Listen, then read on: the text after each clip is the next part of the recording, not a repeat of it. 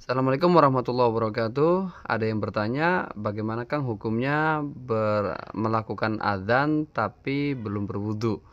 Jadi statusnya masih berhadas, tapi dia melaksanakan adzan di masjid atau di musola. Kalau kita lihat di dalam kitab Nihayatuz Zain karya Syekh Nawawi Al-Bantani ini, beliau mengatakan hukumnya adalah makruh ya. Hukumnya makruh melaksanakan azan, melantunkan azan qobla sholat sebelum dia melaksanakan bersuci, dalam arti berwudu.